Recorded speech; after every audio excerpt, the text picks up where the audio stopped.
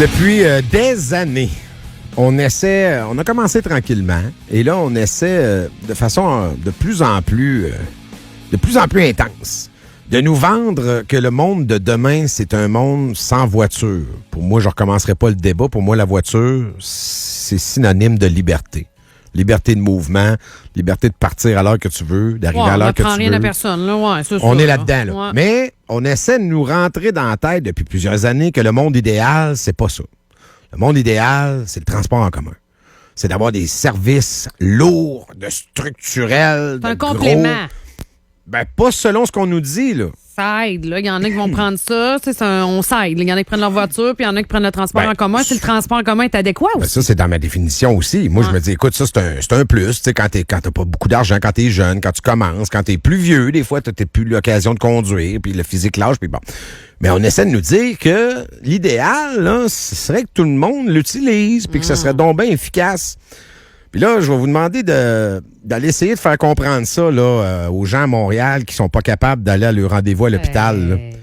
Des gens à Montréal qui sont pas capables de rentrer puis qui marchent 2 heures aller, 2 heures retour parce qu'ils n'ont pas les moyens de se coller un taxi. Vous allez expliquer ça aussi aux gens qui ont acheté l'idée, là, puis qui se sont dit, oui, c'est bon, c'est vrai, c'est une bonne idée, on va y aller dans le collectif puis dans le transport communautaire. Vous essayerez de leur expliquer ça. De ce temps-là, je pense que ce sera peut-être pas le meilleur moment. On va aller en jaser de tout ça avec notre chroniqueur Vincent Geloso qui est là. Monsieur Geloso, comment ça va? En grande shape. En grande shape, j'en doutais pas une seconde. C'est parce qu'à un moment donné, tu sais, si on veut là, que tout le monde embarque dans le transport en commun, il faudrait qu'il y en aille, hein? En fait, le problème du transport en commun au Québec, c'est que les défenseurs du transport en commun veulent être en charge de la provision et l'organisation du service.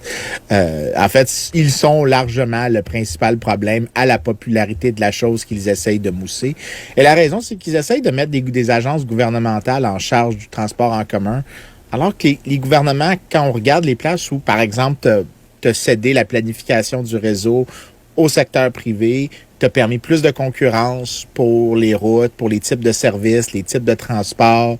Ce que tu as vu, c'est en fait que dans ces endroits-là, le service est beaucoup moins coûteux, tant pour le consommateur que pour le contribuable. Mais en plus, la popularité, en fait, est un peu supérieure et même beaucoup supérieure parce qu'ils s'agencent avec les autres services, sont capables d'expérimenter en utilisant la fonction de profit qu'ils ont pour faire de l'argent, de dire comment est-ce qu'on fait pour avoir le plus d'utilisateurs possible, le plus efficacement possible. Ça veut dire qu'il faut s'agencer et ils sont bien mieux à même de planifier le service que des fonctionnaires qui répondent à des politiciens et qui sont dans une game bureaucrate-politicien. Donc, la meilleure chose qu'on pourrait faire au transport en commun au Québec, c'est de le privatiser. Il était pas... Il nous l'a envoyé, sa balle rapide, ça n'a pas été long. Ah ben ouais, là, tu sais que c'est indécent au Québec, ce que tu viens de dire, là, Vincent, ça n'a pas de bon sens. Là. Je m'en moque. Parce que, écoute, je vais donner 3 faits. Le premier, c'est que Montréal, en 1951, a été une des premières villes à nationaliser son transport privé. Par contre, c'est intéressant de souligner qu'avant la nationalisation de Montréal, du transport en commun à Montréal, les coûts par kilomètre avaient diminué d'à peu près, quand tu ajustes pour l'inflation, d'à peu près 20 wow. sur à peu près 20 ans. Donc, à peu près chaque année, peut-être un petit peu moins d'1% de baisse des coûts d'opération. Et le nombre d'utilisateurs était resté relativement à la taille de la population, était resté stable. Donc, tu sais, le service était capable d'accommoder la croissance de population de Montréal qu'il y avait à l'époque, sans augmenter les coûts. Alors que depuis la nationalisation, ça c'est le deuxième fait, depuis la nationalisation, aujourd'hui, tu prends le coût par kilomètre, ajusté pour l'inflation encore, il est 2 fois plus élevé par kilomètre qu'en 1951. Donc, ça montre qu'ils sont pas particulièrement capables de reproduire ce qui se faisait avant. Mais aussi, puis ça c'est le troisième fait, c'est qu'on a des études qui regardent les privatisations qu'il y a eu tant en Grande-Bretagne, par exemple, où là, ce qu'on trouve, c'est que les contribuables n'ont plus eu à payer pour subventionner le service avec des déficits d'opération, mais aussi que les coûts d'opération, indépendamment de combien d'argent est injecté, ont diminué. Et la meilleure étude qui est récente sur ça, c'est qu'il a regardé, parce que les États-Unis, quelque chose de fascinant des États-Unis, c'est que les places peuvent expérimenter avec leur propre politique publique. Donc, tu as des villes qui nationalisent, d'autres qui nationalisent pas, d'autres qui ouvrent de certaines manières différentes à la concurrence. Tu as comme plusieurs manières d'étudier, puis tu peux tenir compte de pourquoi des villes libéraliseraient pour voir c'est quoi l'effet sur le coût des transports. Mais pour une donnée d'à peu près 328 villes aux États-Unis, la privatisation des transports avec l'ouverture à la concurrence réduit les coûts d'opération d'à peu près 30%. Donc, les trois faits, tu les mets sur la table ensemble. C'est assez clair que ce qu'il faudrait faire pour aider le transport en commun, c'est de le retirer aux fonctionnaires, de retirer le ministère du Transport qui fait des transferts aux villes pour faire ça, et que les villes ouvrent à la concurrence, ouvrent à la capacité du secteur privé de produire des services avec différents types d'autobus, différents types de véhicules. Le problème du transport en commun au Québec, c'est qu'il est opéré par le gouvernement des différentes villes. Tu sais, puis tu nous as fait ça, là. Écoute, tu nous viens de nous faire la démonstration fait à l'appui avec des chiffres pertinents. Ça t'a pris moins de 4 minutes. Explique-moi pourquoi les faits n'intéressent personne. Pourquoi on reste tombé là? Pourquoi tout le monde semble dire que le seul et unique gestionnaire, ça ne peut être que l'État? Parce que il y a beaucoup de gens qui aiment l'idée, ce que j'appellerais l'illusion de pouvoir planifier la ville. Et ils disent, bien, autour de ce que nous, on a planifié comme système de transport en commun, on va faire un plan de 5, 10, 15 ans qui va planifier la ville sur une longue période.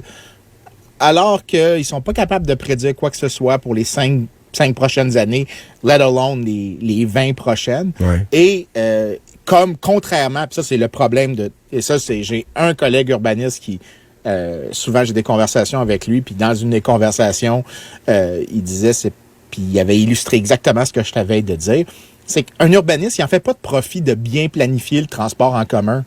Il a une idée, il y a quelque chose peut-être qui fait plaisir, mais c'est plus ses intérêts à lui ou ses passions personnelles.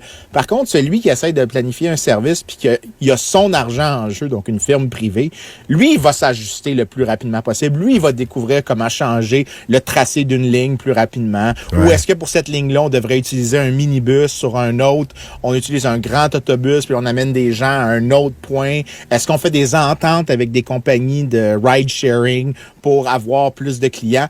Eux, ils ont un intérêt, parce que le profit est en jeu, de mieux planifier le service. Il y a une illusion, je pense, une illusion adoucissante d'une certaine manière, qui fait plaisir à l'âme de certaines personnes de dire on est capable de faire ça, mais c'est l'illusion de la planification. En fait, il y a une vieille phrase de Friedrich Hayek que la tâche de l'économiste, c'est de démontrer aux individus le peu qu'ils sont capables d'imaginer de ce qu'ils sont capables de faire. Ouais. La phrase en anglais, c'est... faire la différence. La dire en anglais, c'est The curious task of economics is to demonstrate to men how little they know about what they imagine they can design. Ouais. Cette phrase-là a pour but de dire qu'il y a une illusion de la planification centrale et que c'est aucun centralisateur qui est capable de faire ça. Et on le voit dans le transport en commun. C'est pour ça que la STM est constamment en train de quémander auprès tant des municipalités pour couvrir les déficits, donc que des gens devraient payer des taxes additionnelles pour couvrir des coûts d'opération qui débordent, et aussi que les villes, après ça, se tournent vers les contribuables des autres villes en demandant au gouvernement provincial de prendre l'argent des contribuables puis leur donner. Ça suffit. La meilleure solution, c'est d'aller vers la privatisation. Vendez la STM, ouvrez à la concurrence, vendez la RTC, ouvrez à la concurrence, faites-le à Longueuil, faites-le à d'autres places. C'est la meilleure solution pour aller de l'avant. Arrêtez d'essayer de planifier le transport en commun dans les villes. C'est pour ça que le transport en commun n'est pas populaire. Puis évidemment, dans la pièce de théâtre que tu nous expliques, là, il y a aussi un grand acteur qui est les syndicats. Là. On a eu accès aux conventions collectives de la STM cette semaine dans les médias. Puis je veux dire, je veux bien, là, moi j'aimerais ça que tout le monde gagne 200 000. Vincent, t'as pas idée comment j'aimerais ça, là. C'est juste que là, les chauffeurs Faut jamais oublier. Les chauffeurs d'autobus à 100 000, puis les mécaniciens à 100 000, puis tout le monde à 100 000, puis tout le monde avec 15 jours de congés payés, même si tu n'es pas malade, puis le ci, puis le ça, puis c'est ça qui arrive. Écoute, faut jamais oublier que le but d'un syndicat dans le secteur public, c'est la juxtaposition de deux monopoles. Le monopole sur la main-d'œuvre dans le secteur public, donc le monopole syndical, et le monopole de l'État sur le service. La juxtaposition de deux monopoles fait en sorte qu'il y a une personne qui se retrouve avec la courte paille, et c'est le contribuable, parce que le politicien peut concéder des augmentations de salaire disproportionnées relativement à la qualité du service, relativement à la productivité, confère des hausses de salaire parce que c'est pas son argent à lui, c'est très facile de dire oui à n'importe quoi quand c'est pas ton argent avec lequel tu joues. Et le syndicat est absolument au courant de ça, et il demande justement de faire ces choses-là. Il va demander justement pour son intérêt à lui, l'intérêt de ses membres, ce qui est tout à fait normal et anticipé, qu'ils vont demander des augmentations de salaire. Le problème, c'est que celui qui a la courte paille, c'est le contribuable, c'est le consommateur qui se retrouve avec un service défaillant avec des coûts plus élevés et les contribuables qui se retrouvent avec des impôts plus élevés. La provision publique avec un syndicat public, c'est une garantie d'explosion des coûts. That's it, that's all. That's it, that's all, M. Geloso. Merci. Salut. Toujours un plaisir. Salut, bye.